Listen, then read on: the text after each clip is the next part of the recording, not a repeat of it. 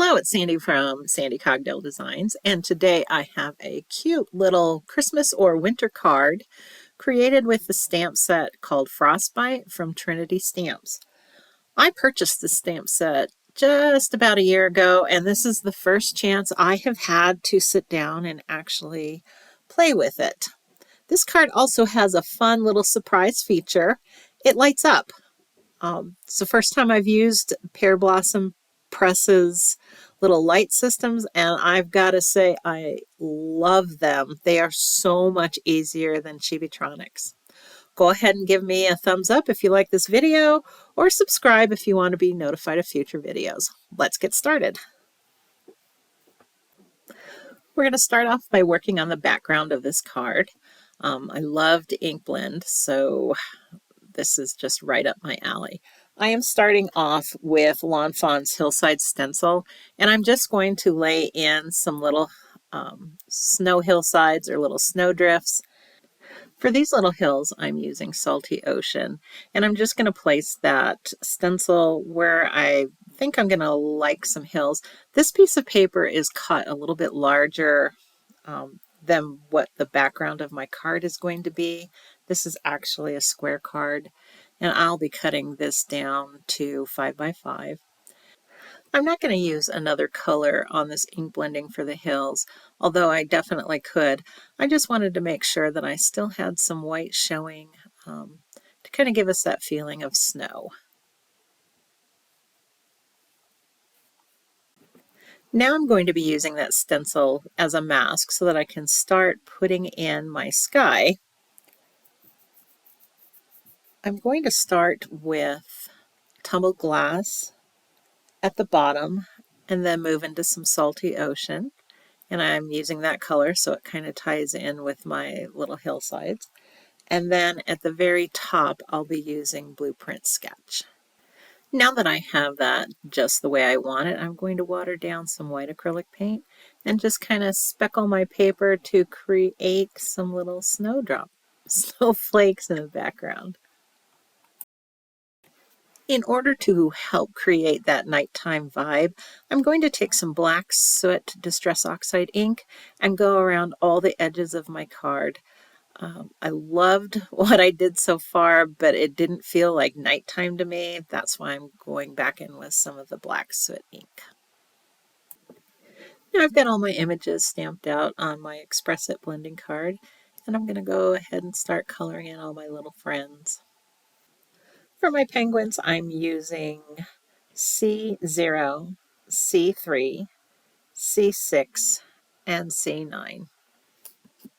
For the purple, I am using V01, V04, and V15. My blues are B21 and B12. I like that color combination.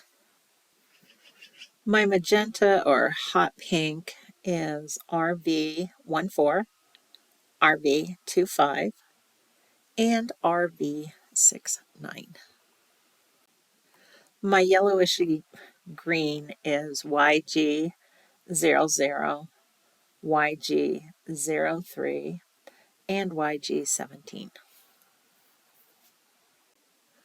The orange is Y19, YR04, and YR07.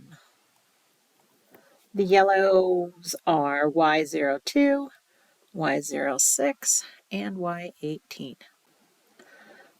And the browns are E31, E34, and E37.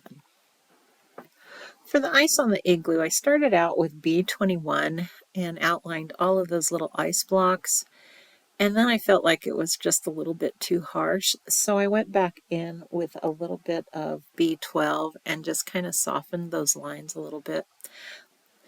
The green on my awning, smokestack, and door are BG000, BG10, and BG13. I kind of hated adding in another color, but I didn't want to blend that awning in with the igloo, so that's what I came up with. The pink on the countertop, the awning, and also part of the smokestack. And the little sign was done with RV02, RV04, and RV06. I colored the window opening black because I wanted the same color as what was going to be underneath that card once I inserted my light, which was going to be black cardstock. I used an X-Acto knife to cut the window opening in the igloo. I just kind of went around the cups that are on the countertop, and then I went initially straight across the top of the awning. I'm so sorry, but something happened when I was recording it, and I wasn't able to capture where I heat embossed the sentiment, the snowflakes, and the little push here button. Again, I'm so sorry, but sometimes that just happens.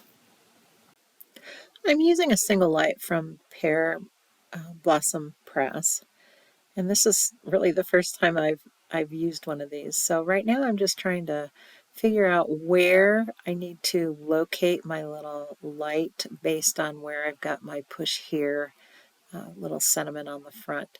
So I'm just going to use a little bit of temporary tape, kind of play around with that, and then when I have the position that I like, I'll go ahead and use a really strong tape to hold it in place.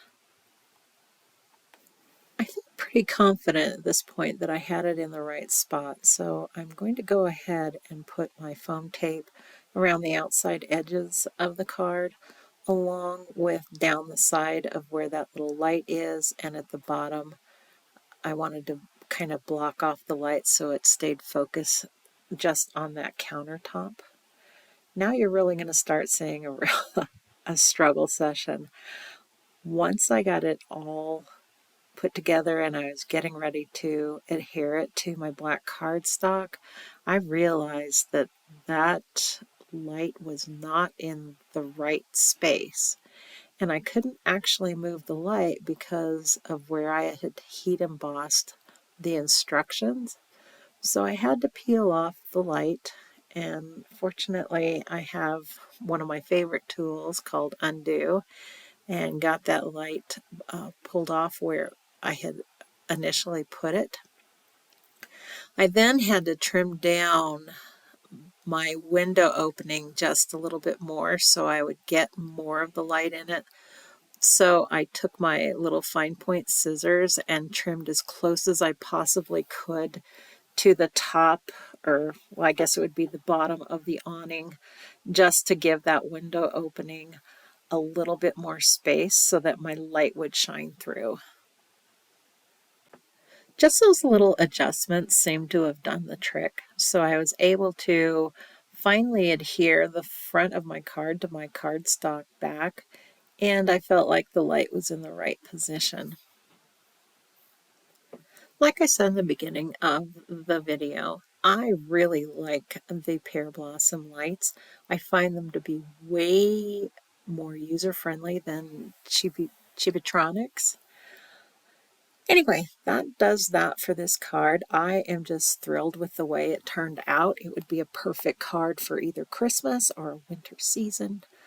I hope you have enjoyed following the process of making this card. Go ahead and give me a thumbs up if you like it, or subscribe if you want to be notified of future videos. You can also find other cards that I have done on my Instagram at Sandy Cogdill, or on my blog www.sandycogdilldesigns.com. Thanks for stopping by, and I hope you have an amazing day.